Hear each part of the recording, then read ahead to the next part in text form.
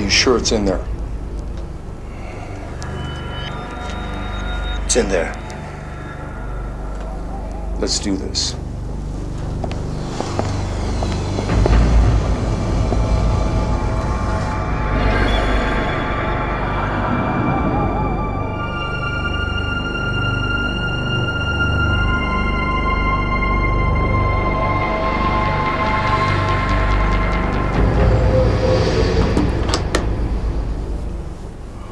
Hello, everyone, and welcome to the Pride Fighting Championships Armed and Ready. I'm Stephen Quadros. I am the Fight Professor, alongside my broadcast partner, Boss Rutan, codename El Guapo. Tonight, we have some truly interesting matchups, including the K1 invading Pride in the form of Mirko Cro Cop taking on the Pride middleweight champion, Wanderlei Silva, in a non-title bout. Now that should be an interesting matchup, boss. Boss? Mirko Cro Cop, Wanderlei Silva? Yes, sorry. Yes, this is going to be a very interesting matchup. Because we all know Mirko Cro Cop from the K1. He's a devastating striker, so he knows how to punch. And he knows how to kick. But he's going to face Wanderlei Silva. Also a very good striker himself. But will it be enough for him? If I would be Wanderlei Silva, I would take this fight to the ground as soon as possible. And speaking of taking fights to the ground, dangerous Dan Henderson, one of America's best wrestlers, the man with the big right hand, is going up against the latest hotshot from the Brazilian top team, RICARDO ARONA, the classic rivalry, American wrestling versus Brazilian jiu-jitsu. Oh yeah, and this guy knows his things on the ground. He's the 2 times Abu Dhabi World Submission Fighting Wrestling. He knows exactly what to do there. But can he take the fight to the ground? We don't know, because he's going to face this world-class wrestler in Dan Henderson, who, by the way, developed some serious boxing skills. And did someone mention trouble? QUINTON, Rampage Jackson, is going to be stepping back into the ring of Pride, and he's going to be facing the 2-time Japan K1 champion in MASAAKI SATAKE. Now that's going to be a brawl. Yeah, this guy is a character. He's walking to the ring with that chain. He tries to be a tough guy. He tries to be just like us. You know that, by the way, tonight is going to be his 5th Japanese opponent, his 5th. He's stealing many hearts of Japanese fans. I hope that tonight he's going to steal the heart of Satake. And now, the reason why I have gathered you all here. Inside this case, my partner, Boss Rutan, has assured me is something that will revolutionize the entire martial arts world forever. So, without further ado, let's open the case, boss.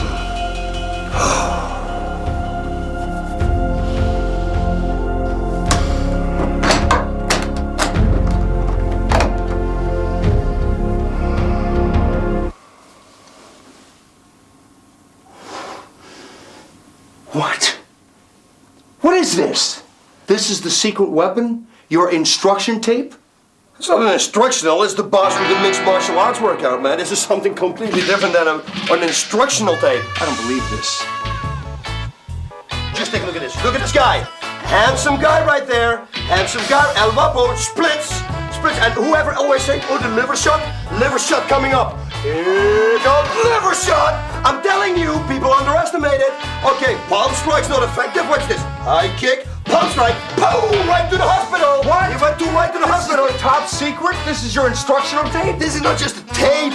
This is the boss with the mixed martial arts workout. Steven, come on. Look at this. This is art. Oh, kick to the head. This is Frank Shamrock here, right here. Kick to the, oh, Maurice Smith. Look at this. Look at this, Maurice Smith. Oh, you want to stand up with me? Front kick, punch to the head. Oh, now he takes me down. Now he takes me down. No, hey, guys, come on. Good. Look at this. Oh, to the liver again. I told you, don't do that to me. You want to fight? You got to pay the price. Knee bar. This is beautiful. Jesus, I'm looking good. Oh, I'm looking good. I got to go, Angie. Jesus Christ, look at this. This has got to be sold for a lot of more money. Oh my, look at me! Boss, you're good looking. Hey, Jeremy, no, boss, listen, hey, choke. Choke! I choke him out! No, not you, listen. You gotta sell this tape to the Home Shopping Network, okay?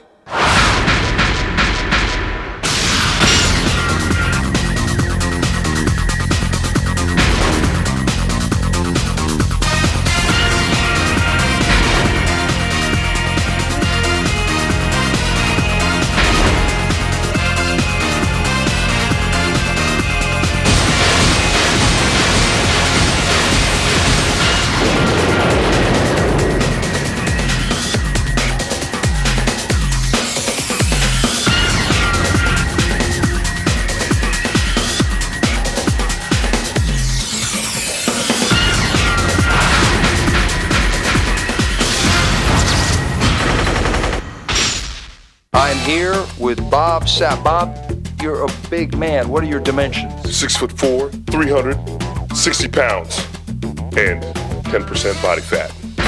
Now, you'd say you train with Maurice Smith. What is the training like with Mo? Well, I'll tell you what, Mo's got me getting up early in the morning, and we're doing some running. I'm running about 3 to 4 miles a day. Afterwards, we go straight to swimming, and then after that, we usually hit the weights or do another grappling session. Then I have about 4 to 5 hours off, and then straight back to the kickboxing and the grappling. Is part of Maurice's training style to tease you? A little bit. Maurice likes to try to get in there a little bit and tease me up a little bit, him and some of his other constituents, as we shall call them.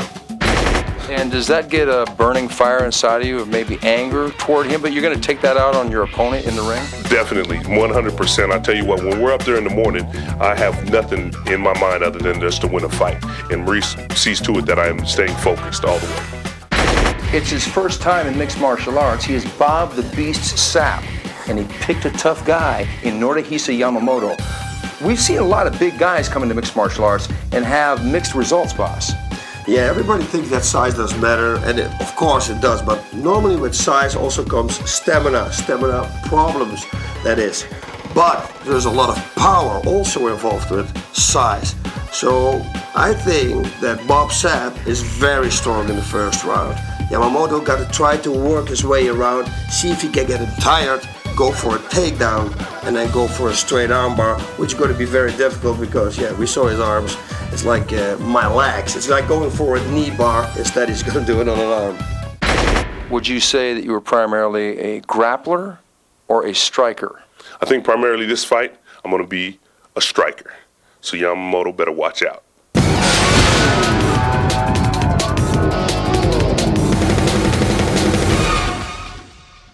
Okay, and here it is.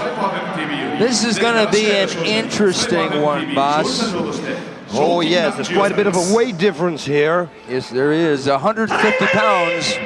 Yeah, but on the other hand, we got a lot of experience difference too. That man right there, Bob Sapp.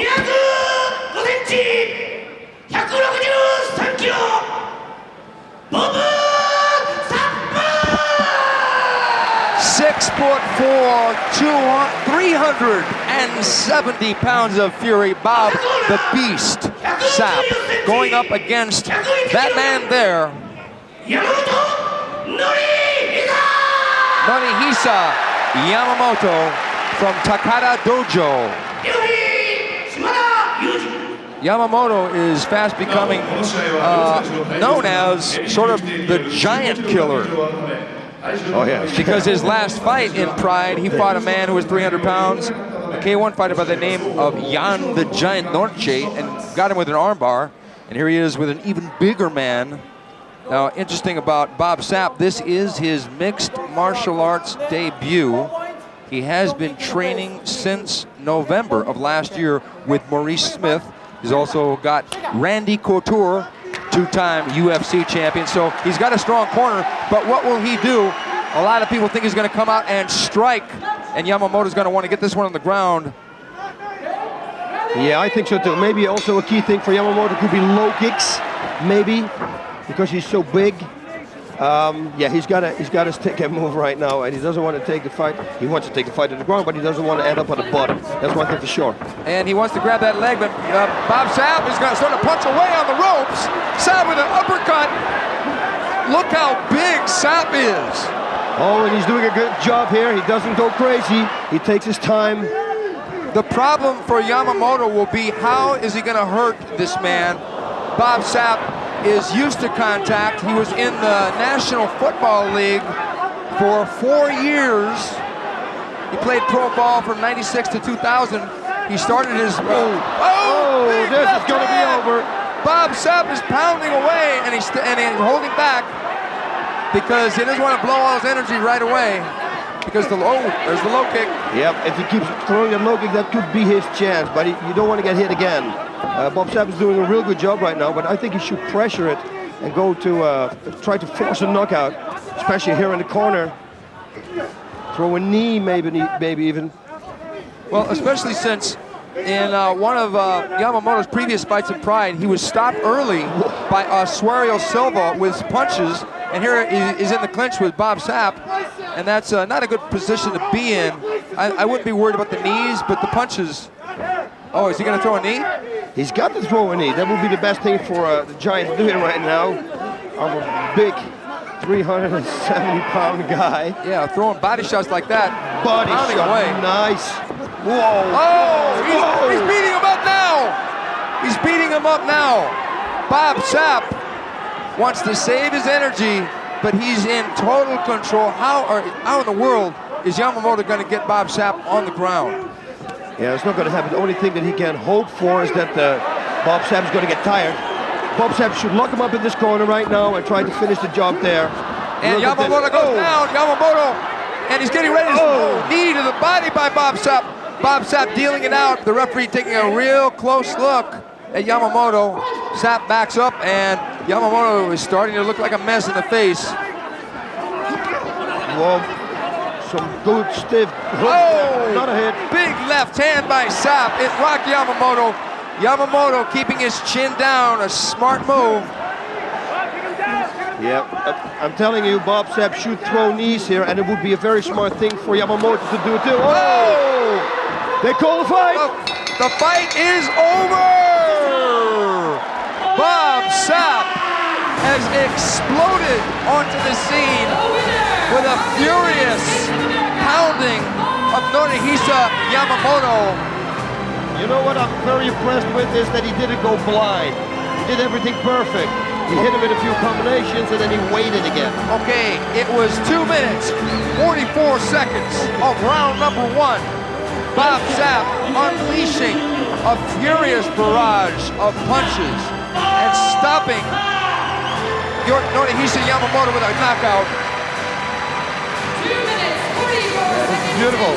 For somebody, again, who was the first time in the ring, he was very relaxed and his strategy was perfect. Look at this, here we go. Whoa, there's the uppercut and just pounding away. I mean, Yamamoto, it didn't land super clean, but Yamamoto was a beaten man there. Yeah, and they got 370 pounds behind it. Oh, that's it. It was a right hook, moving sideways, grazing along the chin, and referee Yuji Shimada not wanting to see NORIHISA Yamamoto take any more punishment, saved him from his own courage, and Bob Sapp is really made a sensation. And you know, Bob Sapp technically is fighting for K1, so this was, in some ways, was K1 versus Pride match.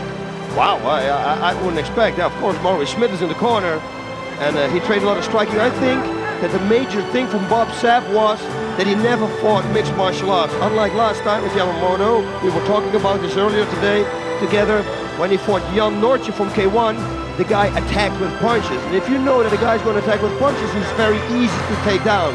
This was not happening, of course, here with Bob Sapp. So I think that was in his favor.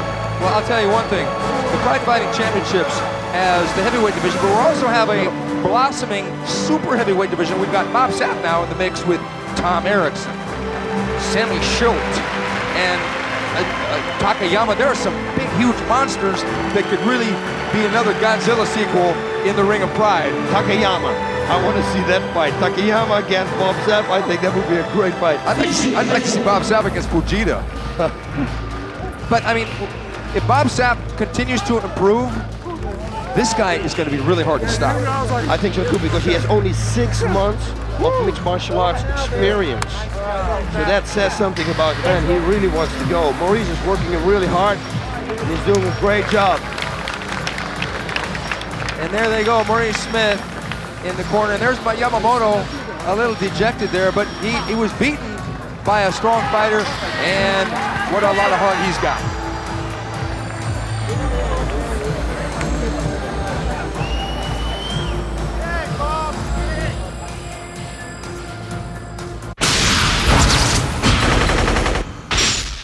They call him Rampage, Quinton Jackson. Quinton, why are you so angry? Man, I'm angry because last time I came here to fight, bitched out on me. He bitched out on you? Explain that. You know, I'm out there fighting, you know what I'm saying? I'm trying to get the fight on. I throw a knee, you know what I'm saying? It's a little low, but it's not a could have came out. So I'm pissed about that. I've been pissed about that ever since then. You're talking about Daijiro Matsui, the man that fought with both Chance and many others. Don't you think he's got heart? Man, I thought he did at first. I used to respect him. I used to respect him more than anybody else. About the way he no respect. I might not be doing too much Muay Thai, you know what I'm saying, this time, but you know what I'm saying, we'll see what go on. So the knees to the leg and to the midsection we're not going to see against Satake? Oh yeah, you'll see the knees. I'm not gonna give up on my knees because you know what I'm saying, I work them and I'm learning, you know what I'm saying? You know, my knees are good. I have good knees, you know what I'm saying? I just need to, you know what I'm saying, fight real fighters instead of you know, act like they got cut off, you know what I'm saying? Quinton Rampage Jackson has made a name for himself by fighting 4 Japanese opponents. Now he's facing his 5th Japanese opponent, but this guy, boss, is a little bit different because Satake is a 2-time Japan K1 champion. Now, Quinton being a wrestler, you would think that he'd want to take it to the ground, but he's been training a lot with Tito Ortiz and those bad boy team punishment guys in stand-up. So what's your assessment on this fight? Still, you can train all you want, but in 6 months you cannot be a striker like a K1 caliber striker. Quinton needs to take this fight to the ground because Satake is way too good as a striker.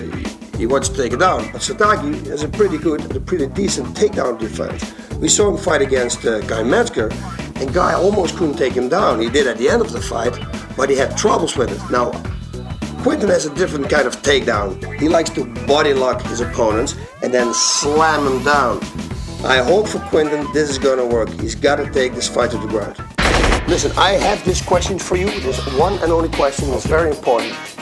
You shaved just like me, but what hairstyle did you have before you shaved? I'm just wondering, did you have the big afro or did you have the dreadlocks? Tell me, man. I'm gonna be honest. All right, I'm gonna put it down for y'all. I'm from Memphis, Tennessee. That's a part of America where the gangsters are born. You know what I'm saying? I grew up with a Jerry curl. I ain't gonna lie. It's not the one like you see on TV. It's not all greasy. I shake my la-la. It's all good, like little waves. It was good. Had a little fade to it. See, I'm from Memphis. You know what I'm saying? We do it differently. Right on. You understand? That's my question, baby. All right.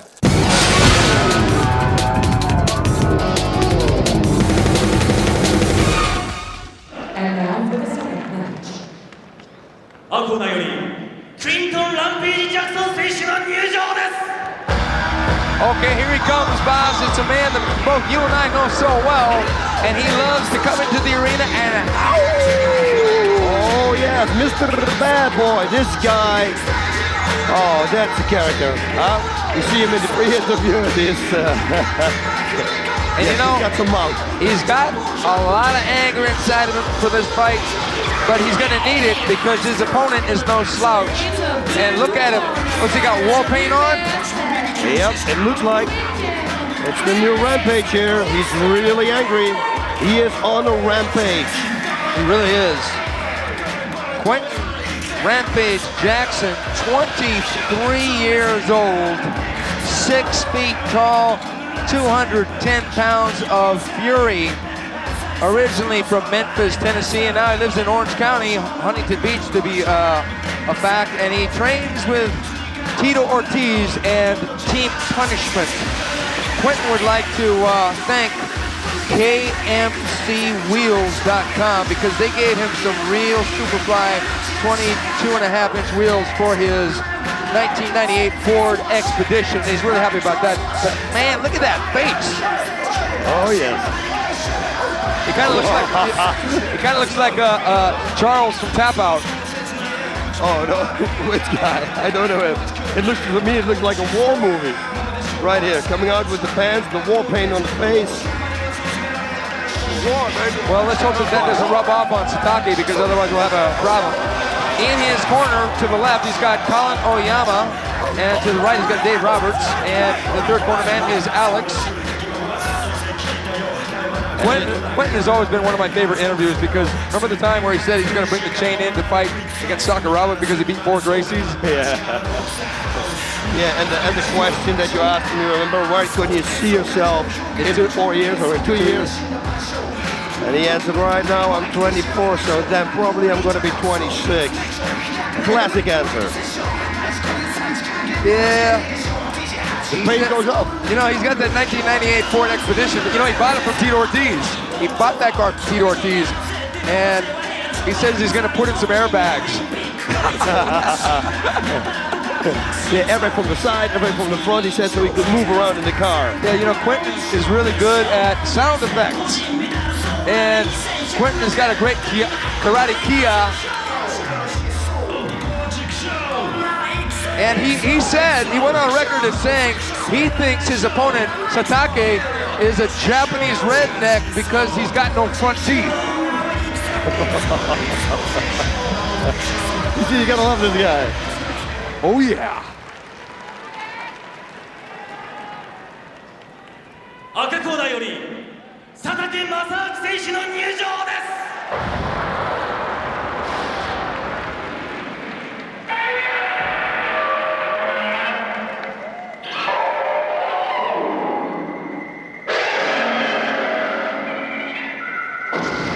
Oh no, I'm getting frightened, boss.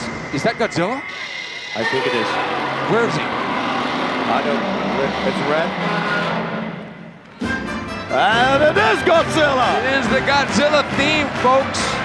And Masaki Satake told us that this particular version of the Godzilla theme was recorded specifically for him by the artist.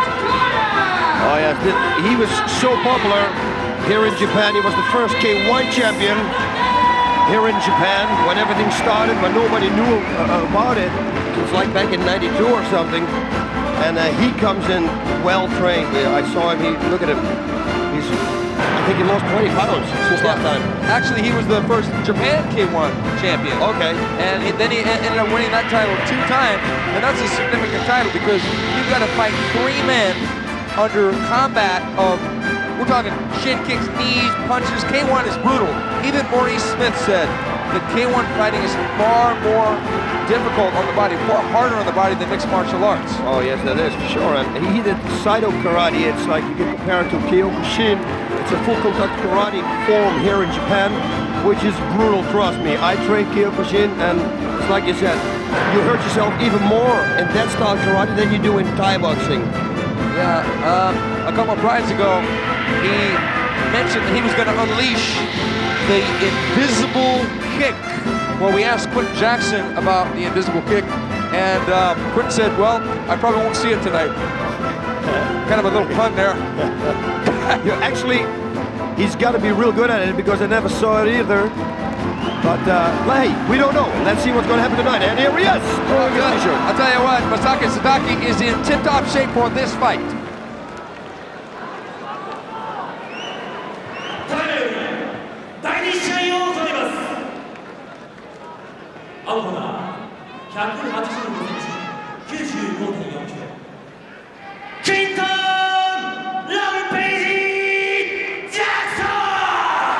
That is the man right there, Quentin Rampage Jackson. He's got the tattoos all over.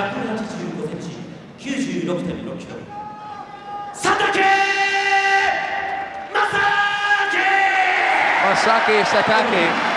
I think Quentin has got to really think about getting Satake on the ground because I don't know that Quentin has faced a guy with as good a stand-up skills as Satake yet. Oh, that's for sure. That's one thing for sure. Satake lost. You remember the fight against Igor Vovchanski? That was such a tough fight, and you couldn't finish it. Satake was coming on at the end of that fight, And oh, look at that, look at that. They shake hands and Satake slaps his hand away. I don't know if that's going to get personal, but Quinton's got a bunch of henna tattoos all over him. He's a walking billboard tonight for KMC Wheels. Satake's a walking billboard for Satake. All right, now. Okay, there's the jab. Oh, left hook by Satake. Quinton with an uppercut. Nice, right uppercut. Nice, and Quinton, he's got to watch out with that knee. He's not, hasn't been real accurate with the knee to the body in the past. As a matter of fact, he lost his last fight because of an unfortunate knee to Daijiro Matsui. But Quinton has assured us that he's worked on his accuracy with the knees, but he's going to need accuracy. And the referee is already warning him, but no, what happened was Satake kneed him in the groin. Quinton said to the ref. Satake, okay. See? Well, I hope it doesn't end in an unfortunate situation where a guy takes a knee to the groin, because in this position, you can't see where the knee is going because your head is over the guy's shoulder. Yeah, but Quinton's doing a good job. He knees the inside of the legs of Satake, and he had a few good knees to the body too. But I'd like to see him break up, and I'd like to see him throw bombs. Okay, now there's... Yeah, there he goes again to the referee. He says this is like the second or third time. Well, Quinton should worry less about being a referee and more about being a fighter, because he's got Satake in front of him. He's got to take him down. That's what his strongest point is, and he's got the perfect position for it. Okay, good call by the referee. They weren't doing significant damage in that over-under clinch in the corner. And I expect the right hand from Satake here. I think he's going to throw this right hand lead. High kick. They'll go for the left hook by Satake. Satake, he's going to get trapped in the corner. Satake's going to move side to side. He's going to get in the corner. They're going to be in the same situation. Satake getting... now there's more editorialization there by Jackson about the groin shots. Okay, he's going for the slam. He's going to grab the leg. And this is his position, the body lock and then the slam. And he's going to do it. He's going to do it. Oh, what a slam by Quinton Jackson. Exactly as you called, boss. He got the high crotch underhook. And now he's got him in a bad position for knees right here. There it is. Whoa. Should have eaten that at the head. I think so too. And he's good in controlling this position. We saw him fight against Otsuka, and he did a real good job. He didn't let Otsuka escape here. So if he can keep the fight going, he could finish the fight here just like he did. Look at those knees. Those knees are dropping straight down onto Satake. He's got to get out of this position. He's got to try and get guard. He's throwing some good body shots too. In between, we can't see it from this camera angle, but you can see, what you do can see is, oh, look at this. Satake tries to lock up that arm now. Okay, Satake scooting away from the ropes. Quinton guarding Satake from sliding into the guard and keeping control. Quinton in control, and he's getting another hard knee, and another one by Quinton Jackson. Oh, good punch. Now he's in a bad position. He's going to be in north-south position, and that could be a real tough position for Satake to get out of. Quinton in total control, and Satake almost getting, and now Satake got a half butterfly guard on the bottom, and nice. Quinton jumps right out of the guard into the side mount. Well, Quinton has learned a lot now on the ground. He didn't allow to go to the guard, he jumped to the side mount, perfect. He's been working hard, Steven. And now he's got him in a cradle, and this is no doubt. Okay, Satake looks like he's got half guard here, and Quinton should bide his time here and pick his move, because he's been dominating so far on the ground. And Satake's got him in half guard, and Satake opening the guard up, and Quinton's going to pass that guard again. If Satake isn't judicious about keeping his legs closed around that leg of Quinton. Yeah, he's doing a good job. He, every time we see him fight, he's improving. It's look at his body shots. I tell you, we were remarking about how Satake had practiced his takedown defense. Well, it wasn't quite good enough, because Quinton loves that body slam, and he got one earlier in this round. Satake stacking up, and Satake trying to scoot out. Going for an armbar, it looks like, almost. Is he going to go for the Kimura? It looks like no. Ooh, that was a good knee. There, Quinton back inside control, dropping the knees down on Masaaki Satake's head. Nice elbow there to the ribs. That is the liver section. There we go. There you go, boss. That's a shot for you guys at home. That's liver shot number 1. Okay, they're locked up here. I wouldn't be surprised if they restarted them, at least scooted them back to the center of the ring in this position. I don't know that they want to restart him standing because Quinton is doing damage. And a nice pushback, and he got full guard. Satake on the bottom, better defensive position. But if they scoot any further toward the ropes, I think the referee is going to turn around, just as I said. There you go, man. I think he's going to pull them back to the center of the ring, restart them in the center of the ring on the ground. I like this rule a lot because it keeps the action going. Wait a minute. Yeah, got to go back to the ground, on the guard. Satake has got to get out from the bottom and stand back up, in my opinion. He can't win a ground game with Quinton. Quinton is a wrestler. Okay, last 5 minutes. Round number 1. First round is a 10-minute round, and then we got 2 5-minute rounds after that, with a 2-minute break in the middle. Quinton grinding that right hand to the body and then dropping it over the top. Yeah, if they stay in this position, it's going to be a start-up, a new start, I guess. I think they're going to put him under feet. Oh, this is a very smart thing to do for Quinton. Well, Quinton was going to slam him. He was going to lift him up and slam him, but that's a lot of energy to expend because Satake is in shape for this fight. Yeah, but what Satake did when Quinton got up, he opened his guard. So maybe Quinton can do the same thing now, pass the guard, go to the side mount again, because he did a good job there with the knees. Okay, Satake still got the closed guard, but Satake still being relatively new at mixed martial arts, doesn't have a lot of options.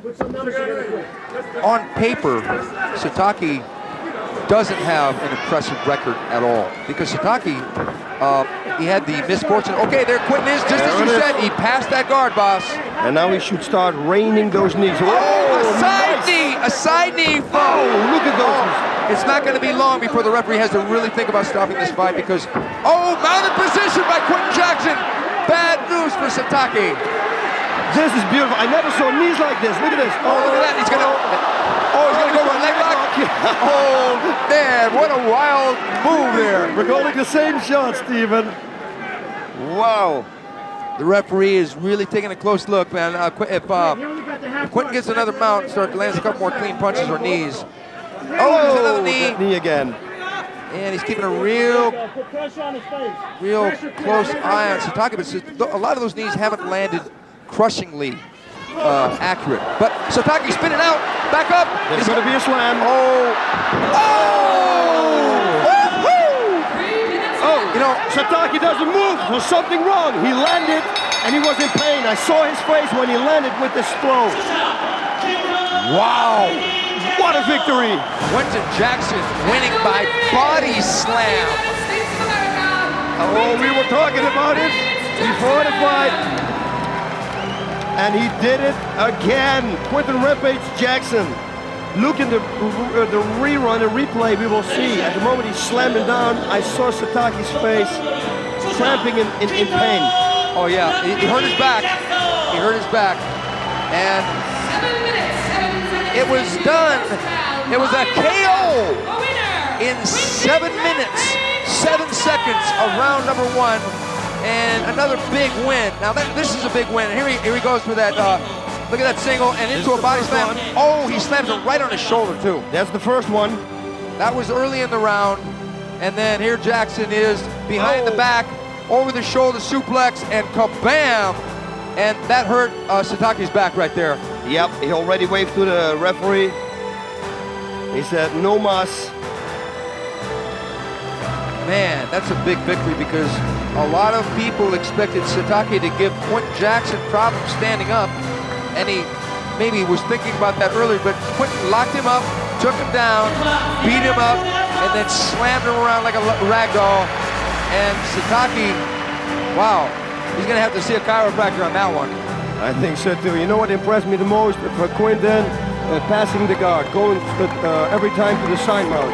He hit Satake with that right uppercut at the beginning of the fight. His hands are improved. The knees this time were crisp and clear. He hit him a few good times to the body. Inside knees, here we go again. The throw on his back. Boom! Yeah, Satake's in pain there. Constant in control. His training has paid off. Look at this. I mean, wow. That's a lot of action. I'm telling you, Quinton Rampage Jackson is really kind of like Action Jackson in there tonight. And there he is. And I'm sure he feels a little bit vindicated, you know, having got a victory over a guy who won the K1 Japan tournament twice. Quinton Jackson has got to be real happy tonight because of the way he did it. He didn't do it with a boring fight. He did it with a body slam, over the shoulder suplex. He did a perfect job. He really impressed me. This is maybe the 4th or the 5th time that I'm saying it right now. This guy is going to be a major star. Also, the people love this guy. He's got everything. He's got the attitude, he's got the good interviews, and now he's got the technique, he's got the power, stamina, he's got it all. He's got the whole package. I tell you, what could be next for him? Because, you know, right now in our middleweight division, we got Vanderlei Silva, who's the champion. We got MURILO Ninja Hoa. We got Mario SPERRY. We got Alex, the Brazilian killer, Stiebling. All these guys waiting in the wings. Quinton Jackson really is going to have a big fight next time.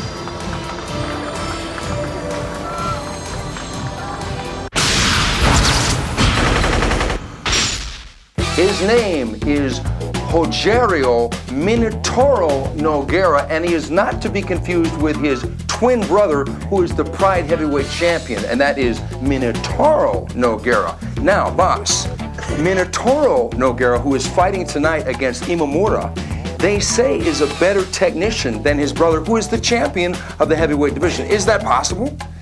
It's very difficult to be possible, but it's right what you said. 2 days ago I had breakfast and I was talking with one of his teammates and he told me that. He said, listen, he's a better technician. He's good striking, get good takedowns, and he's obviously very good on the ground. And this will be Minotauro's first time in Pride. Now, what he and his twin brother evidently have done, Minotauro is the heavyweight champion. They made a deal, and he said, Minotauro, you cut down to 205 pounds, and you go after that belt. Now, wouldn't it be amazing if Minotauro, who is fighting tonight, moved his way up and won the title? Twin brothers, heavyweight and middleweight championships. Well, we're going to find out tonight when he takes his first step into the ring of Pride.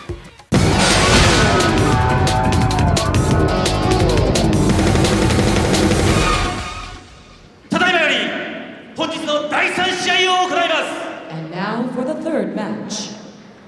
青コーナーよりアントニオ・ホジェリオ・ノゲイラ選手の入場です。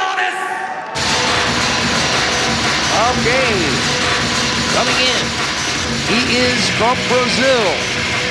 And no, folks, we don't want you to get confused in this fight, because as we said in our pre-fight interview with Rogerio Minotauro Nogueira is in fact not the Pride Heavyweight Champion. His twin brother is. But Rogerio Minotauro, entering the arena right now, is going to try and make a statement of his own.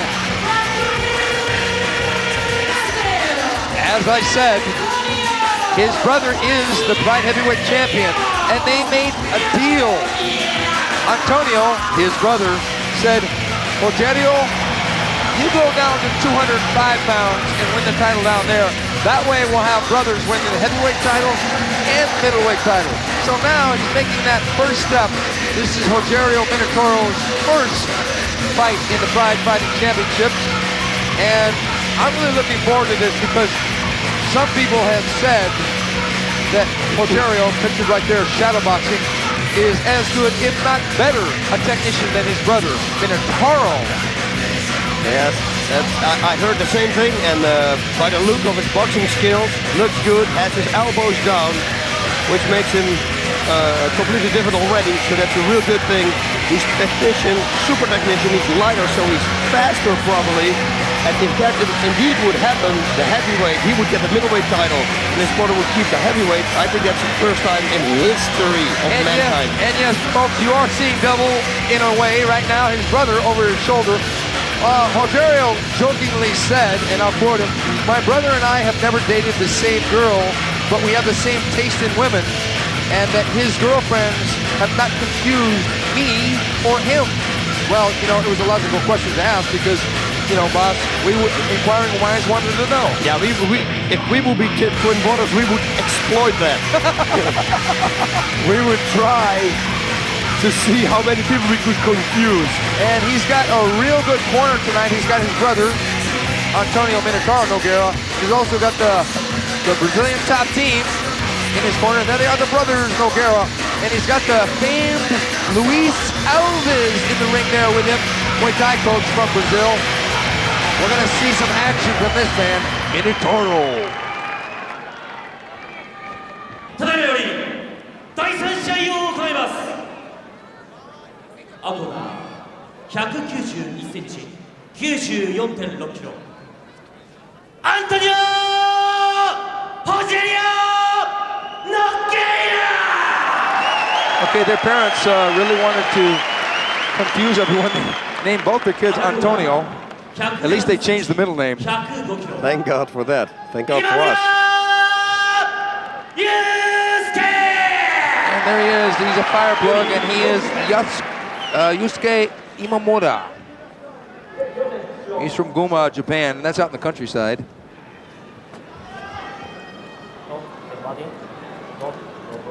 No. Yeah, both men are 25 years old.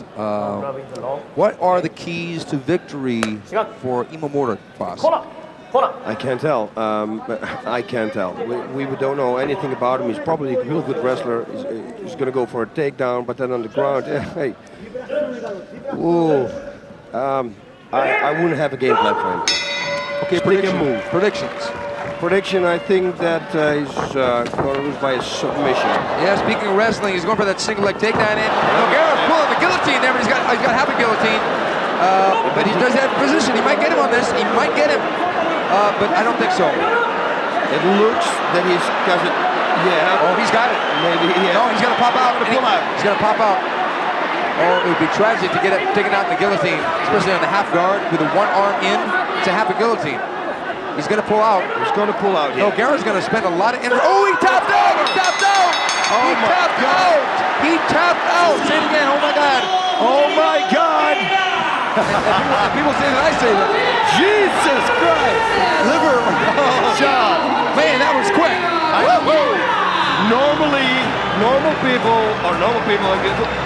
wouldn't tap, but with him, a submission artist like him, you can never tell. How long was this? Oh man, 35 seconds, folks. Antonio Rogerio Minotauro Nogueira from Brazilian top team going to 3-0 with that half a guillotine choke from the half guard in 35 seconds. 35 seconds. Now, here we go. Standing up in the corner, waiting for the audience. Yeah, what is next for him? What is next? Yeah, because like we said, we're talking about Quinton Jackson in that weight division. Now this guy's in that weight division. This guy against Jackson would be an awesome fight. Yeah, I think also against Alex Stiebling, replay. Okay, here's the mistake right here. He just went right into that guillotine because a lot of shooters don't expect the guillotine anymore because it's so easy to get out of, theoretically. Yes. But when a guy is this good on the ground, he can get the angle and he get that arm around the carotid artery in such a way that he's going to get the tap out. Now, Imamura almost popped out, but man, the finesse Nogueira used right here to keep that lock on until he got the tap. And the referee was saying the infamous words, "Did you give up? Do you give up? Do you give up? Do you give up?" And there it is. He gave up. Yeah, that's it's like you said, within an arm, he caught also an arm, so it's possible to escape. What you have to do when you're on the bottom, when you're in that guillotine, you have to turn your face and make sure that your jaw is buried in his chest, so that the choke is only on the side of your neck and not on your throat. Now that's a winning team right there. You got the two brothers, Luis Alves and Mabel on the left. Wow, that was impressive because this really opens up. We've already got a stacked middleweight division. As I said before, we got Mandalay, we got Ninja, we got Mario SPERRY, which is one of his teammates. We got Quinton Jackson, Alex Stiebling, and who knows what rock somebody else is going to crawl from under. Yeah, I really, to tell you the truth, would have liked to see this fight a little longer, so we would have more information about Nogueira. But fortunately for him, it wasn't easy money. Well, it's okay, let's go to a party now and have some fun. I tell you what, boss, I would love to see him fight Jackson because that would be a war, and I think it's good enough to give Jackson a hard fight, and I don't know, maybe even beat him. Yeah, maybe, but Jackson is surprising us. Every time we see him fight, or last time then he got kind of disqualified. It was a no contest, but he's getting better and better and better, and he will look at fights like this, and he will train for people like this. You know, he's a smart guy. He's devoted. He's everything he does right now is devoted to fighting. But the thing is, strategically, here's the situation. Jackson wants to take the fight to the ground. This guy wants to fight on the ground. Yeah. So maybe Jackson would want to keep the fight standing, but we don't know because we saw this guy shadow boxing and he looked pretty good. He looked very good. So what I'm saying is that strategically, that might be a really interesting fight, a wild fight, because this guy didn't sit there and lay around. This guy went for it. Yep. Yep, it's everything. It's full of surprises. So here we go. Please applaud a little bit more. It took me 35 seconds. I broke a sweat here. Yeah, 35 seconds. I'm glad he had his hair cut a little shorter than his brother. Otherwise, I would have not been able to identify maybe the ears. The ears. Yeah, because his ears aren't as cauliflower as his Cauliflower others. is. Right. That's the big difference. That's how I put together. You know, actually the first time that I saw him, I went over to him and I congratulated him. He said, no, it's my brother.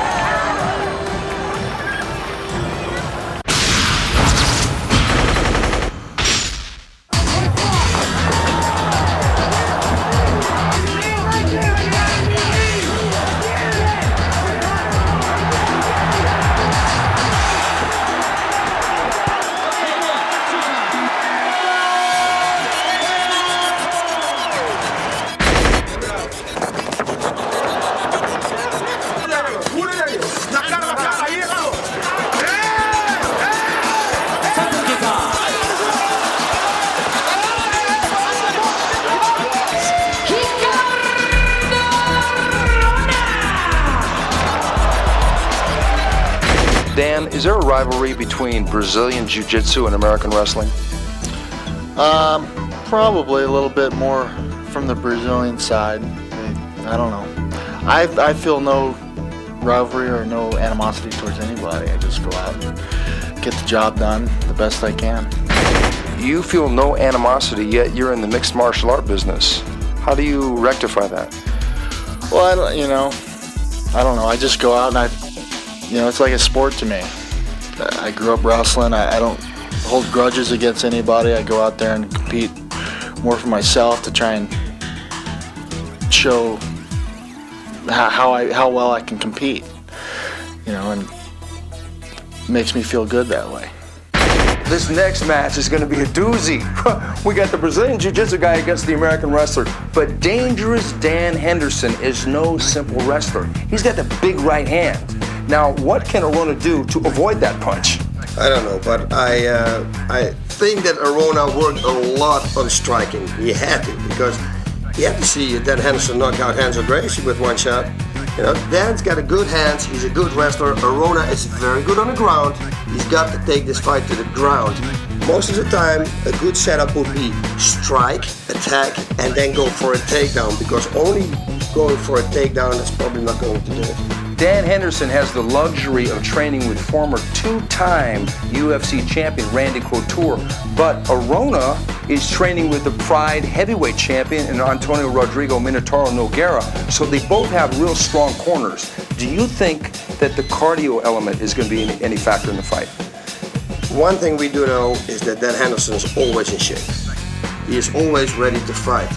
Arona, at the other hand, the last time you saw him fight against Guy Metzger, he ran out of gas a little bit. But you know what? That helps people, because that makes them realize that they have to work more on other things, like stamina. So we will be in perfect shape. So will they duke it up standing up, or will they shot it down to the ground? We don't know, but we're going to find out.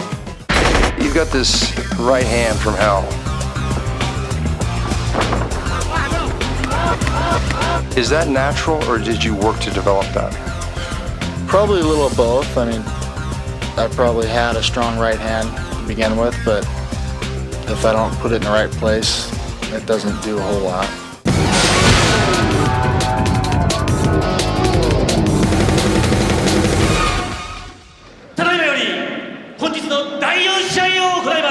And now for the fourth match. 青コーナーより光のアローナ選手の入場です。 Okay, he is from Rio de Janeiro, Brazil. He is from the Brazilian top team. He is Ricardo Arona, and it's actually spelled Ricardo, but the Brazilians pronounce that R with an H sound. Coming into the arena here at Yokohama Arena. Oh, by the way, it's been sold out for weeks. 14,500 people here live. And we're seeing just an absolutely fantastic show up until this point. And Boss, I think this fight is going to go above and beyond the previous fights that we've seen tonight. I think so too. I think this fight could be the fight of the night. Of course, we got some more really good fights coming up, but this is a perfect matchup right here. I'll tell you, Ricardo Arona stepping into the platform right there has got strength on his side. I mean, we've seen him. He's got a physique like a bodybuilder. But that is really not going to be to his hindrance because he is the former two-time Abu Dhabi submission wrestling champion at 98 kilos, and he also won the absolute division, which is the open-ended division, no weight class, in 2001. So he's good on the ground, but is he good at blocking the right hand, which is Dan Henderson's big weapon? Oh yeah, and that right hand is gonna come. And you know that Dan Henderson was in the ring tournament. He won that. He was in the fight with NOGUEIRA, who's a heavyweight champion here, and NOGUEIRA couldn't submit him. So that says a lot about Dan Henderson. Can Arona do it? We don't know. Actually, Arona's ground and pound was pretty good too when we saw him fight against Guy Metzger. He had some good moments in there. Yeah, he did. He really did. His former teammate, Vitor Belfort, has dropped out of the Brazilian top team and was on a really popular reality TV show down there in Brazil. And he said he never watched Vitor on the show. And I can't really quote what he said because it involves profanity and I'm not a fighter, so I can't get away with that. But it began with B and ended with T and had an SH in the middle of it. But he didn't like the show, and he didn't like Vitor's character on the show.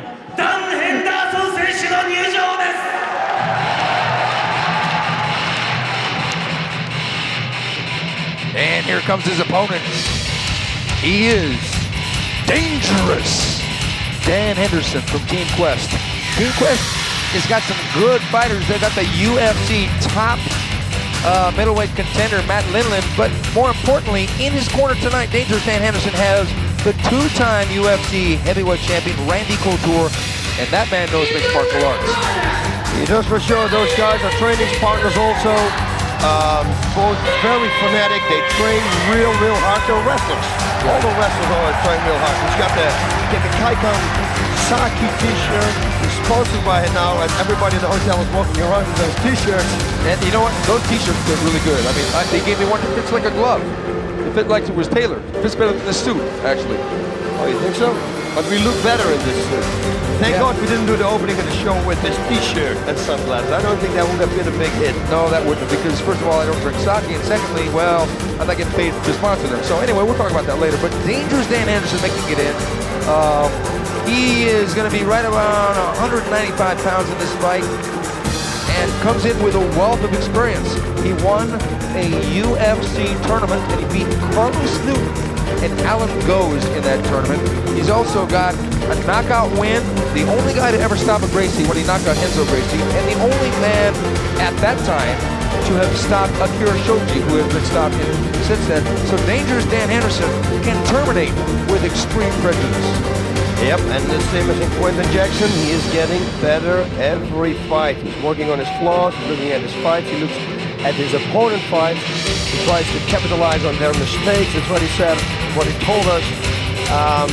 Better and better, devastating right hand, like you said. God knows he's going to get a devastating left hook this time.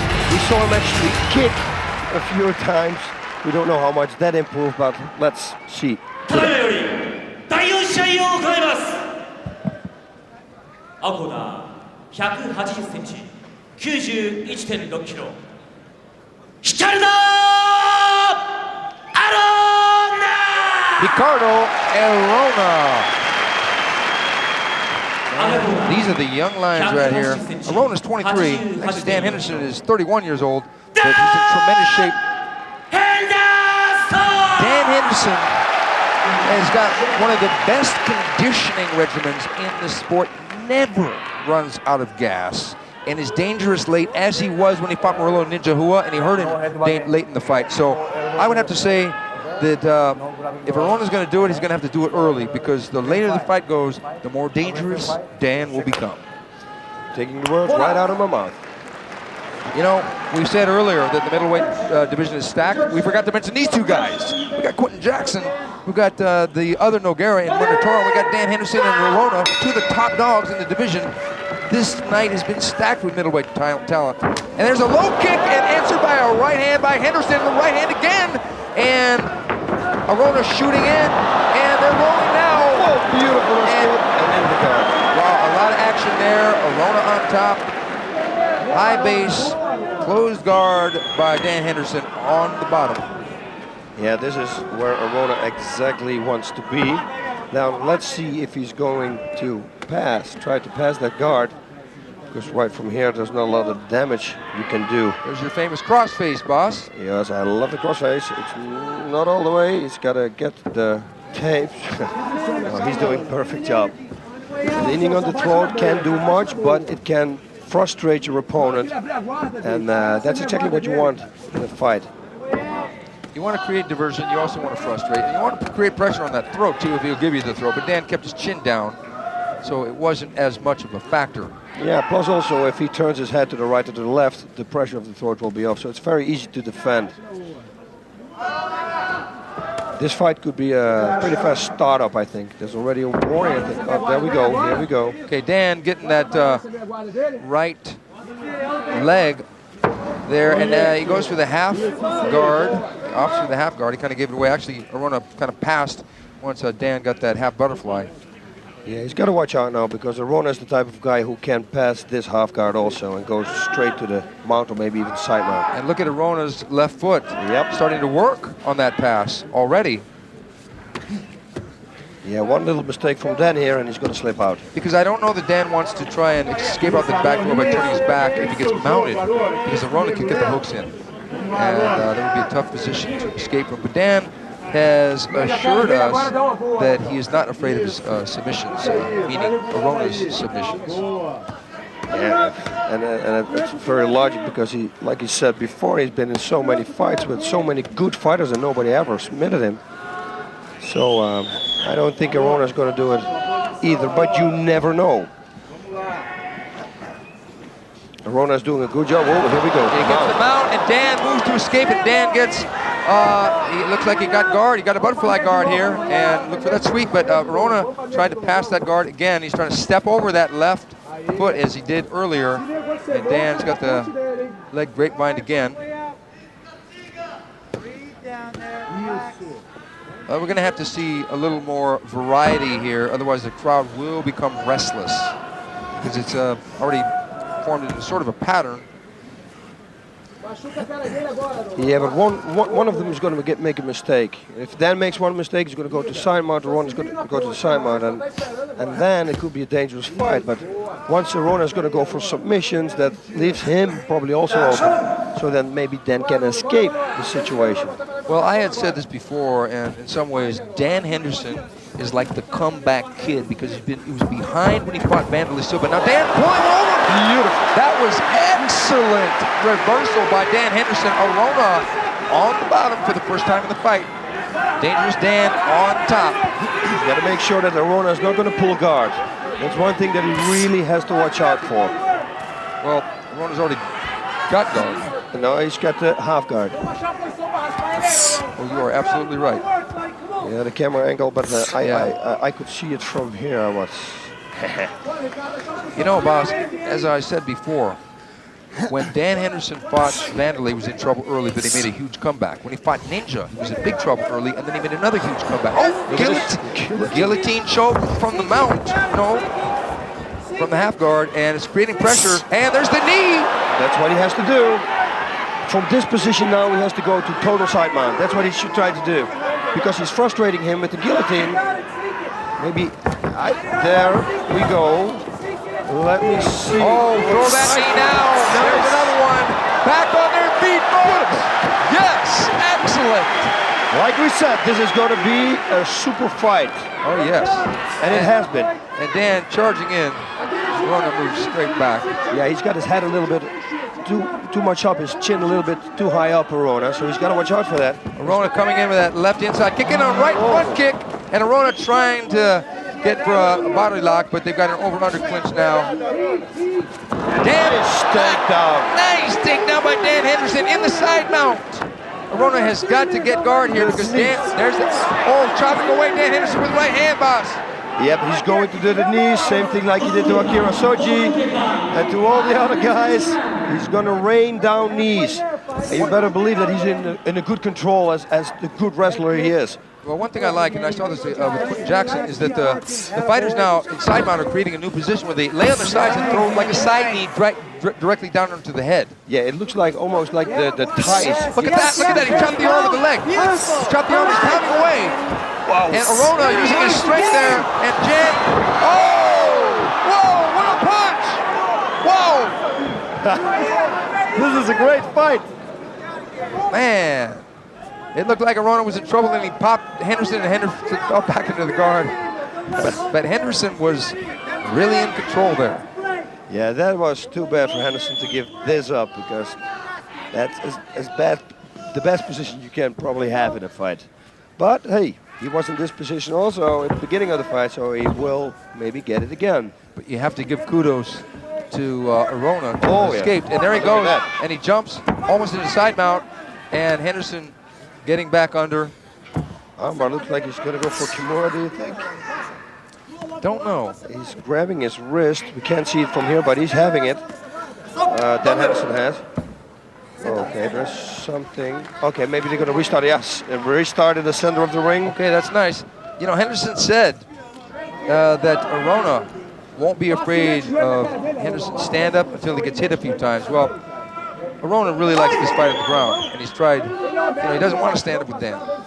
Yeah, one thing for sure is that Arona's kicks are real good. Yeah. Very powerful kicks. That front kick it's also a very powerful weapon, especially later on in the fight. If the people get tired and you get a front kick to your solar plexus, it can take a lot of air out. Yeah, because he did that good left kick and the good right front kick, as you said, and it set up the distance, and he closed it so quickly. And then he got the lock, and actually Dan got the takedown, but then it was Arona who did the work on the bottom. Oh! Henderson over an armbar now. Henderson side mounted by Arona. Now see if Arona is going to do the same thing that Dan did to him, raining knees, or is he going to go for a submission? What do you say? Well, I don't know. With 3 minutes left, there was that side choke that Mario SPERRY, his teammate, threw on both chances, but I don't think that Dan's going to fall for that. I don't think so either. And it's he has to move. He's going for the mount. Got the mount, and Dan trying to scoot out. Dan Henderson is mounted by Ricardo Arona presently. Now we'll see if Arona can break loose of the grip of Dan Henderson and land some significant punches by sitting up. Yeah, the thing is with the mount, if you don't have the underhooks and you sit up in the mount, it's an easy to escape situation. If you know how to escape the mount, Dan will know. So I don't think that's going to be a big problem. See, once he's going to pull himself out, Dan is going to try to escape. Like he did before, that's how he reversed him the first time. Well, Arona has made a real comeback and made this fight, actually, it's a really close round. Yeah, now it's he did a good job also here with the fight. Here we go! Oh, what a reversal by Henderson, and Arona just jumps right back on top of him. Beautiful. This is technique, ladies and gentlemen at home. The highest level right here. Make one mistake, you're going to be turned. I like those elbows to the thigh there by Henderson. Entirely legal in Pride Fighting Championships. Elbows are not legal to the head in Pride. Either are headbutts. Either are groin strikes, either is biting or eye gouging. This is a sport, folks. We're moving into the mainstream now. Mixed martial arts is going to be the sport of the future, and it's the sport of the present here in Japan because we got our sold-out house here at the Yokohama Arena. Steven Quadros, I am the fight professor alongside my broadcast partner. His name, El Guapo. El Guapo. So that Arona, here, Dan is trying again, he's got it! That was sweet! And there's that front kick again. Oh, and now 1 minute left. What can Dan do in 1 minute? He's in the guard. He's in the guard. So that's going to be difficult. It's going to be really difficult because Arona's going to use his strength. Is Arona getting tired? Because that was just an outrageous escape from bottom. Yeah, but I saw Dan doing this many times, and even when people are like in the beginning of the fight, Dan is just that good of an escape artist. Yeah, he's a regular Houdini in there. Ah, there you go again. Take the words right out of my mouth. I got you that time. But there's been many times when you took the words right out of my mouth, or you said it before I even thought of it. So. Yeah, this is going to go into the second round. That's pretty much sure. I never want to say sure anymore. Now, Dan tried that crossface, like he said, on Arona, but he didn't continue doing it. He's going to try the neck. He's going to try a can opener neck crack here, but Rona's not going to go for that. He's going to go, he opened up that guard, and Henderson dropped the right hand to the body. Oh, yes, what a first round. He looks in a good shape. Look at them. Wow. Yeah, Arona he hasn't even gone back to the right corner yet, and now he's going back to his own corner. You know, is Arona starting to get out of gas? Because if he is, and look at that man, Kazushi Sakuraba, he is commentating for the Japanese broadcast. One of the true legends, one of the greatest fighters in the history of mixed martial arts, the submission master, Kazushi Sakuraba, one of our favorites. I'll tell you what, this fight has been every bit as exciting as we expected it. It has been technical. It has had a lot of heart. Dan Henderson came out and was owning the stand-up, and then he was down on the ground. Arona was ahead. He got reversed. Henderson has been the guy with the reversal. So here we are. That's the takedown, I think. Let me see. And Arona. Yeah, it's going to be the takedown. Nice. That was so sweet. Dan Henderson in the side mount here, starting to, look, he's got that hip position. He drops those top knees. Oh, look at that punching. And Arona squirming, trying to get out at all costs. And Dan trying for that can opener to get the guard open, and then dropping the right hand. And then that was on the jaw. I thought it was a body shot. It was a beautiful thing that he did. He did the can opener, then he let him go, and while his head span backwards, he gave him that left hook to the head, and then that right hand after that. It was a perfect combination. He trained for that. And he looks like he's ready and fresh to go another 3 10-minute rounds. Of course, the next 2 rounds are 5 minutes each, if it goes to that. I don't know, man. I know that Arona wants this fight on the deck, but it's going to be harder and harder for him to get Dan Henderson, the wrestler, down as the fight progresses. If you look at each man's physique, Arona is muscled up, and sometimes people who are muscled up like that get tired. Yep, you're absolutely right. More muscles needs more energy, more blood. More oxygen. More oxygen. Right. No combination inside that blood. So, hey, round number 2. Okay. Now, first round we can't say. We would say a draw, but in the Pride Fighting Championships, they don't count by rounds. They count the whole fight. So who's the strongest at the end of the fight is the guy who's going to win. That's also a big factor, a major factor right here. Okay, expect the kicks from Arona, expect that right hand from Henderson. But Henderson has been throwing more than just the right hand. He's been throwing the left hand. Oh, a kick by Henderson. You gotta love that. And Henderson checks that right low kick by Arona. Arona, Henderson with the right hand! And look at that takedown, boss. That was a beautiful takedown, and it was because he hit him one time with the right hand, and then he got a little bit too much aggressive, came in for another one, and that was the perfect moment for Arona to take him down. Yeah, I think that Arona's got about 10 pounds on Henderson in this fight. He came in right around 205 pounds. Henderson is about 195. But you know, Henderson is in that weird no man's land to where he could drop down and fight at 185 if, that's a big if, the Pride Fighting Championships created a third weight division. That would be kind of cool because we've got Sakuraba, Pele, Carlos Newton, all right around 185 pounds. That's like maybe a weight division in the future, who knows. But in this fight, Henderson is so competitive. And look at this. Did you see that? He locked his hand up with his knee. I never saw that. Yeah, this is the position that Arona is going to take a break right now. But they're going to restart it if nothing happens. Yeah, it's been a slowdown, and that sometimes can be indicative of one or both of the fighters' conditioning. Now, Arona, not only did we talk about Vitor Belfort and that little reality show in Brazil, but he also talked about future opponents. And he said if he beats Dan Henderson, he wants a shot at Vanderlei Silva for the middle. Oh, up kick by Henderson. And it didn't land completely, but it did land. And look at him blocking that kick. He's doing a good job. He's kicking back. He's got to see if he can get up. That's a good low kick right there. Yeah, the kicks of Arona are good. He's got solid kicks. He's been training with Luis Alves and dropping the right hand. Arona chopping away, missing there. What I was going to say is that Arona would love to challenge Vanderlei Silva for his middleweight title, but there's another gentleman, and this gentleman may be on the hit list of many Brazilian fighters. Alex Stiebling came up in the conversation, and Arona was reserved and respectful until I mentioned hot blood, and then he said he really wants to fight him, and you know, he didn't like the Brazilian Killer t-shirt that Stiebling wore in the last Pride show when he beat Walid Ismail. Yeah, every Brazilian fighter that we talked to said the same thing. Well, I think the whole country of Brazil took offense to that t-shirt. As a matter of fact, that's what the fighter said.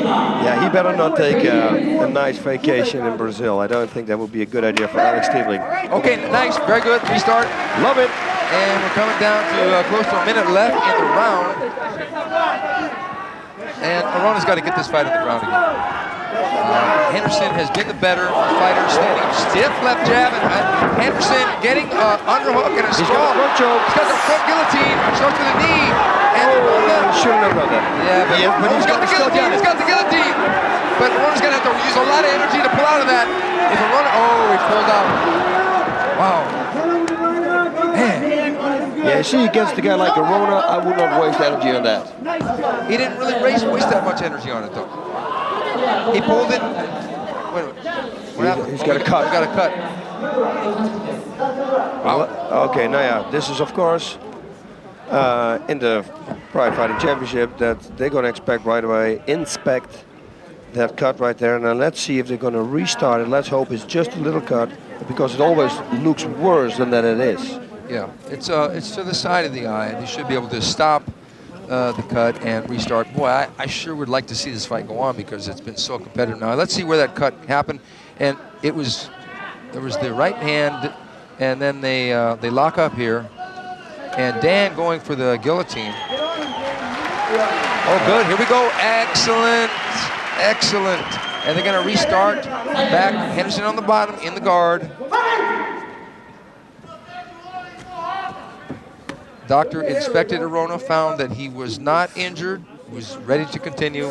It was not a bad cut, but they want to be sure. They're not just going to let this go into some crazy barroom brawl. I mean, we have a real good staff of physicians here at ringside to protect the fighters. And Arona chopping with the right hand, and Arona gets side mount. Arona all fired up after that inspection, but Dan firing the knees away from the bottom. That's a good knee, but still there is not a real impact in the knees because his arm is in the way. Arona's arm is in the way. But this is a good position for Arona to be in. Mounted position. 30 seconds. What can happen in 30 seconds? Dan Henderson needs a reversal here.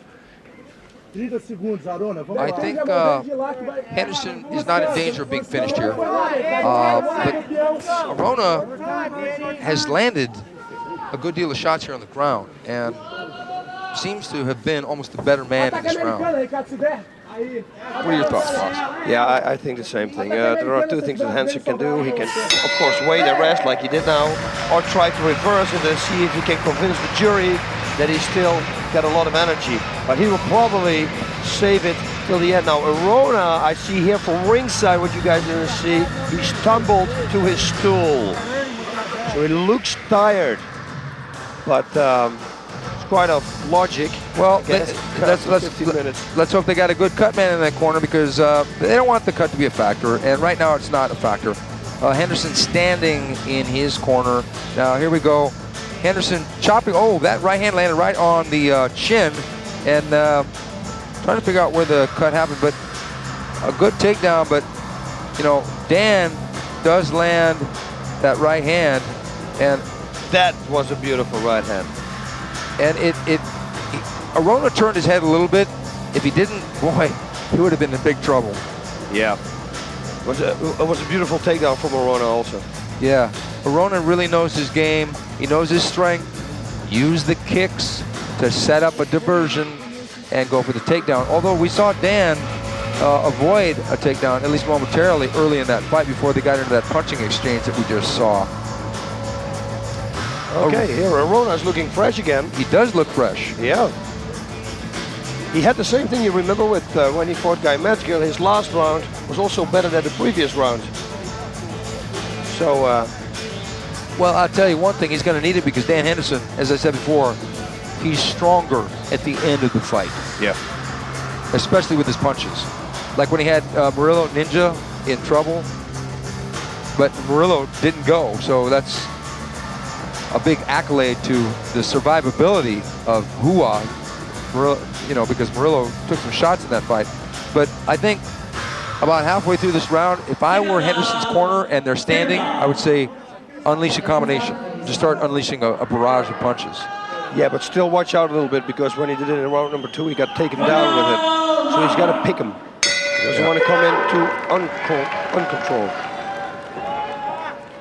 Man, what a fight this has been. Longest fight of the night. Yeah. Oh, good low kick in. Wow, Arona landed a good shot there, and Dan finally getting the underhooks, and Arona has got a real aggressive takedown. He always gets Dan down. Dan cannot block the takedown. It's a lot of power. Yeah. It's a lot of physical power he has. And do you think that, I mentioned earlier that Dan can make 185 pounds. I don't know that Arona could. Do you think that the weight here is the factor in the takedowns? Yes, I think for sure. Strength, also, yeah, with weight, most of the time also strength comes. And apparently what we're seeing right now, he's got the stamina to back it up. So he's got the whole package here. Dan really has got to go to work right now. Well, Dan is not really in a position to go to work because Arona is on top. Now, if strength and weight be a real big criteria, look at this. A little rolling around. Rolling, rawhide. Okay, that was interesting. Yeah. That's, they say when you grapple, hey, you want to roll? Well, they literally rolled. That's a good one, Mr. Quadros. Oh, yeah. Keep on. Whoa, mount position. Mount but position. That's right. That's the position that Dan every time escaped from, and then reverse the whole situation. Let's see if he can do it again now. But Dan almost in danger of eating some punches there.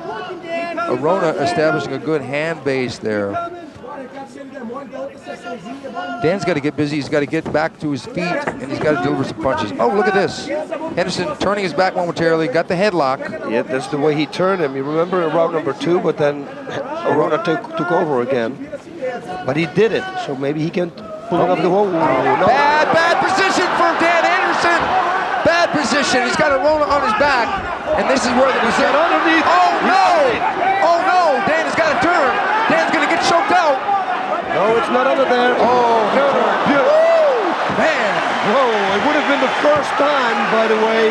So it was kind of, but it was close. Dan Henderson only has one loss, and that was a decision to Vanderlei Silva. He's never tapped out in mixed martial art competition. I don't know. Wow, how many fights did he have?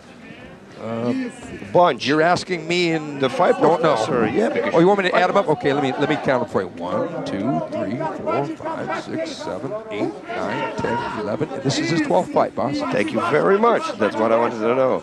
Okay. Yeah, Dan really got to work. It's about 2 minutes. He's got about 2 minutes left. Anyway, what year did Dan Henderson start his fighting career? Oh, I really don't know. You're the fight professor. You're asking me here. Well, it was 1997, wasn't it? Or actually, anyway. What day? It was, actually, it was June 15th. And why?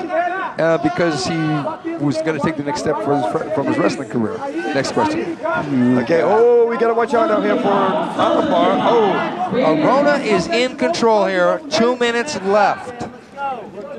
2 minutes left, Basito. Yes, sir. This is not looking good for Dan. If he wants to act, if he wants to do something, he's got to do it now. This will be a huge win for Ricardo Arona. RICARDO. Whoa, look at the inside of Dan Henderson's leg from the low kick. Yeah. Henderson's got to get this fight back up. He really does. And in order to prevent that, Ricardo Arona has got to stay busy. If he slows down and if he started standing, it's not going to be good for Arona because how much energy has he spent out, okay? There, maybe. No. Yeah, it's true what you said. I see Arona every time coming up a little bit, scooting up. It looks like almost he wants to go for a straight armbar. When he cross faces and he sits up higher, God knows he's going to go for it. You see here, this would like the position now. Is Dan setting him a trap though so he can get out of the mount? Yep, that's a trick I used to use actually, even in Pancras. 1 minute left, and it doesn't look good for Henderson right now. Oh, he missed it! He hit the floor there, but he didn't hit the floor then. And he right, left hand to the head from Arona. Yeah, Arona can push out and try to go for an armbar. I mean, you know, let's see if he can finish the fight with a submission.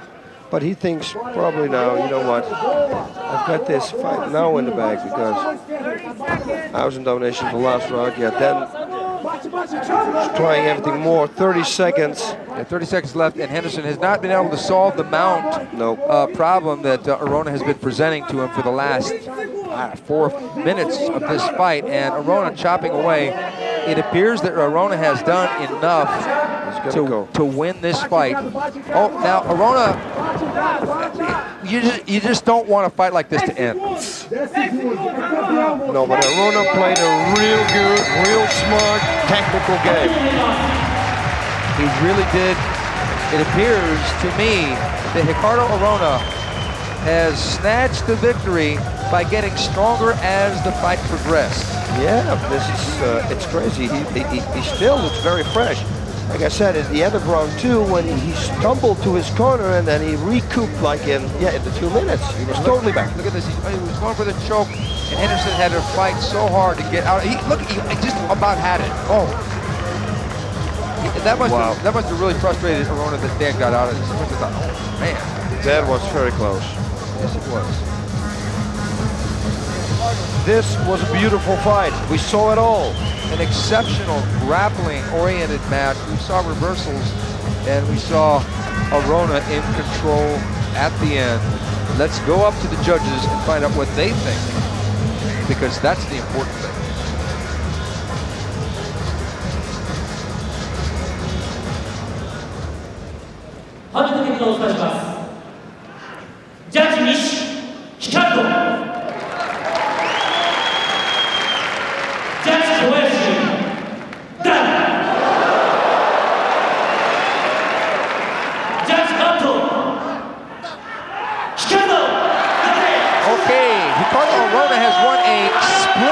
Decision.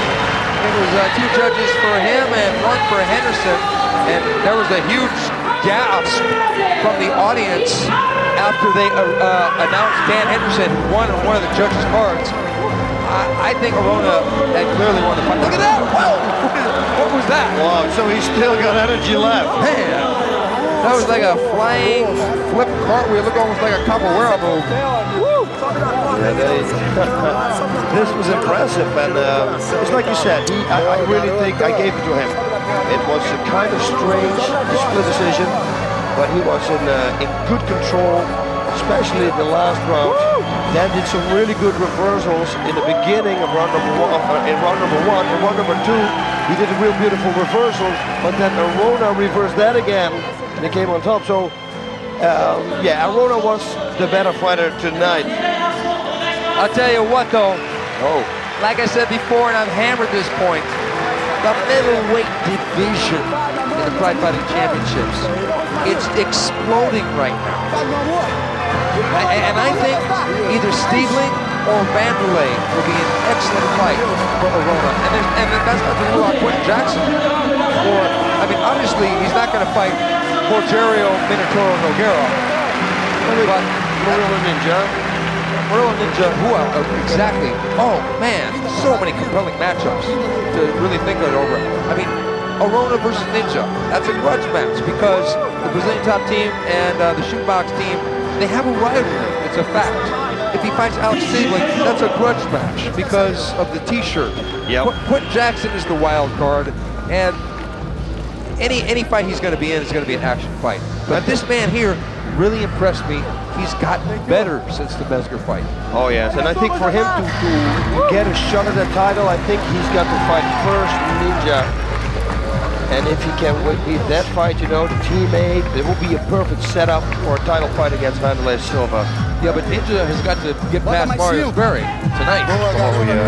So, I mean, if Ninja doesn't get past Mario Sperry, it would be a moot point in my opinion. Yes. But I'll tell you what. If Mario Sperry wins, it will be a good... Oh no, of course not. No, but actually, I talked with the Brazilian top team guys. I said to them, I said, look, you guys have so many guys in this middleweight division. Would you fight each other? And they said, well, if it comes down to it, actually we would.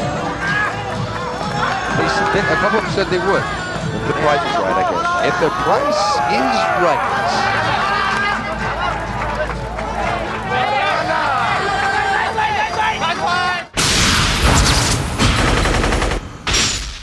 They both come from Brazil, and that's the country of hot blood.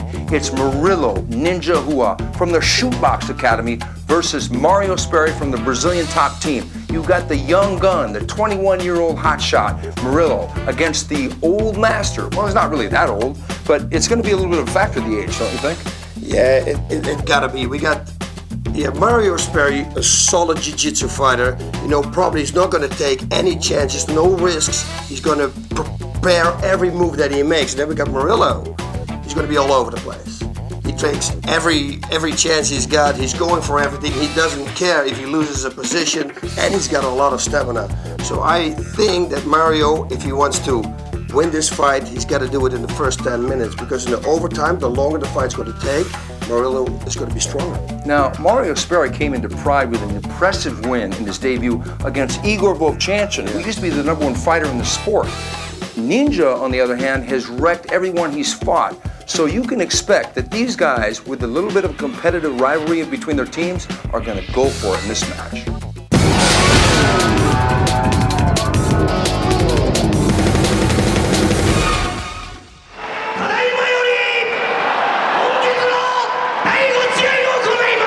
And now for the fifth match.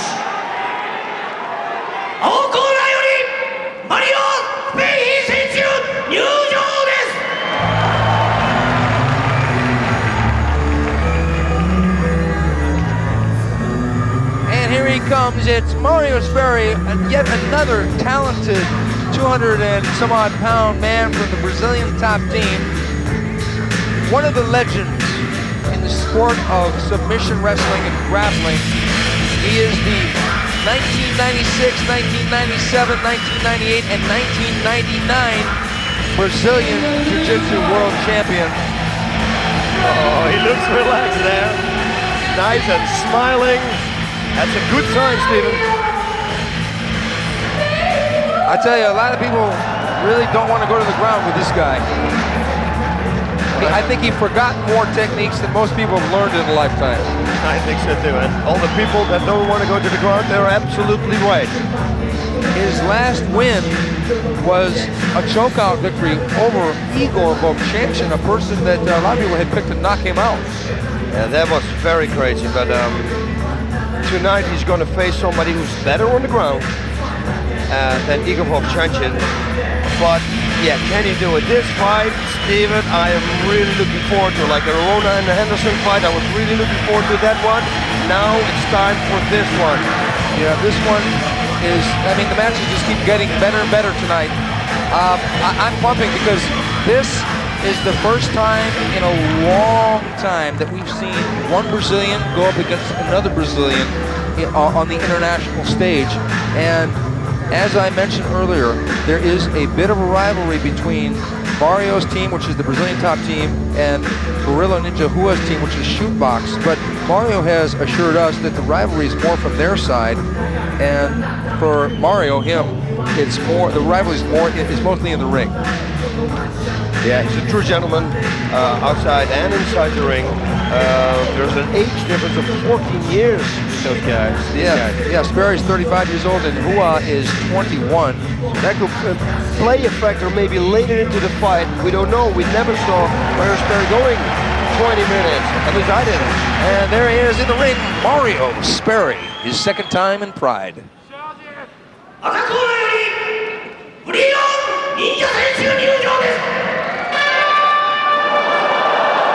Oh, listen to these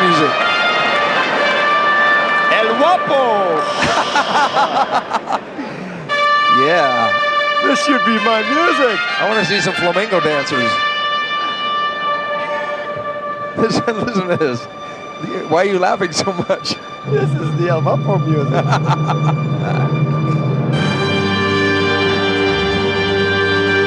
The Three Amigos. You know, you would have thought that someone with the nickname Ninja would come in with some kind of kung fu theater music. Now look at him, look at him. Oh yeah! Oh yeah, look at him. He's dressed up like a ninja. That's awesome. Oh, man. What a good move.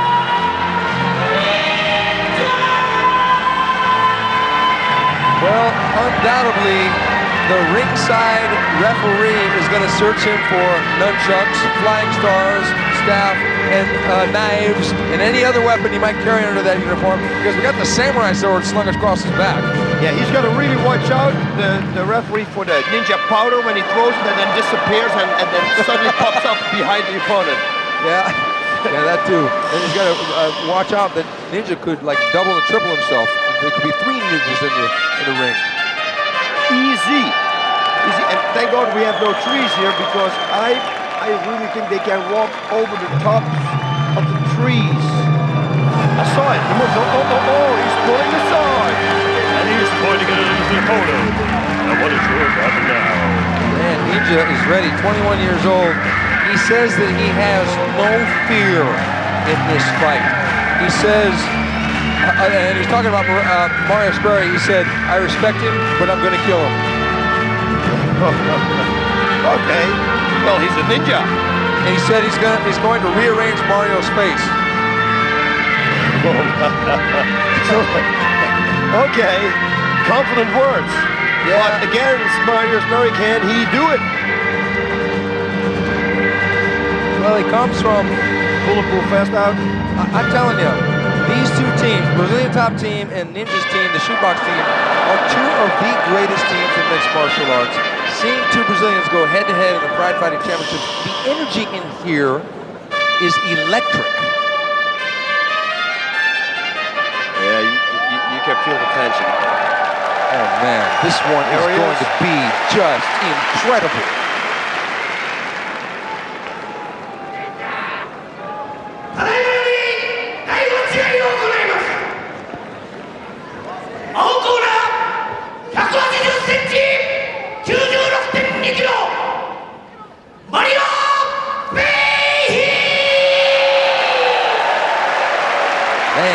Crowd likes this guy.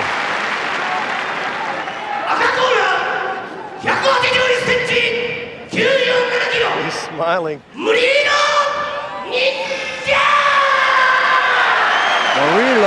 Ninja, Hua. Now that music, I don't know, it sounded like bullfighting music to me. And I'm wondering which one is going to be the bull. I would have to say that Ninja is going to be the bull, and Sperry's going to try to be a matador in this match. Oh yes. But oh man, you need to be a little bit of a bull too. Okay, look at this. Look at this. Oh, intensity personified. Brazilian top team versus shootbox. It's on. Sperry versus Hua. Ninja versus the Zen Master. It's on, folks. Okay, yeah, you got better hold on. This could be a real fast fight, and this could be a real long fight. There's the lockup, and Ninja's got the underhooks, and Ninja's trading, and they're trading, folks! Oh, he's got him! He rocked him! He goes for the knee! It's a huge left hand by Ninja that dropped Mario Sperry to his knees. Sperry has got to be seeing stars right now. Ninja has got to break that hold and start getting back. Man, what a shootout! Jesus, Mario, yeah, has got to do the opposite and not go of that hold right now. He's got to recoup a little bit more. Ninja got the distance. Ninja shooting the shots. Ninja with a sprawl. Ninja on top. Sperry on the bottom. Ninja pounding away. Are we going to be seeing the passing of the guard? Sperry on the bottom. They're waiting for the note. That knee by Ninja. Ninja all over Sperry here on the ground. We're only 1 minute into the fight, and it's been all Ninja. Oh, he's going to jump around. Ninja's going to make a mistake. what a fight. What a fight. This has been an absolute war. Look at the takedown. Now Mario Sperry. Is he in the guard? No, half guard. He's passing it. This is a way better situation for Mario Sperry. What a first minute. This is unreal. Uh-oh, look at this. What's going for the Kimura, but he's got to be careful because we've seen people get armbarred from the bottom. Yeah, if you can pull that off, okay, that would be very strange. It appears that Mario Sperry has cleared his head from that flash knockdown from that left hand. But man, what a beginning of a round. Talk about adrenaline. Jesus. They came out, I'm talking about, instead of a bull and a man, it was two bulls. Two bulls slugging. Yeah, that was anger taking over here. There was not a lot of thinking. Everybody went, hey, look at this, he's going for an armbar, but he's out already. Yeah, but Murillo stacking up, and Murillo doing some good work on the ground underneath. But Murillo's got to stay active. He can't let Sperry get into his groove, because if Sperry gets into his groove, Ninja may be tapping. Yeah, one little mistake, and he's going to get you in a submission. But we saw Ninja, the Shootbox Academy is always surprising us. We saw Vanderlei doing really good against escaping all the submission attempts from Sakuraba. So I guess that Murillo also is very good at submission, at escaping submissions. But he's on the ground with a master. I know, but hey. But it's like I said, this is like a Kung Fu movie. I know Murillo's a ninja guy, but oh, what's this? Side choke by no. Ninja almost getting out, and better watch out for that front guillotine. And he's got to be careful. Oh, he's trying to go! Ninja got out of that move. Ninja on top of the guard, but still he's not out of danger. You're going to see what kind of guard that Mario Sperry has. He's got a good one. But Ninja is real busy with the strikes. If Ninja stands up, man, it's going to be tough for Sperry.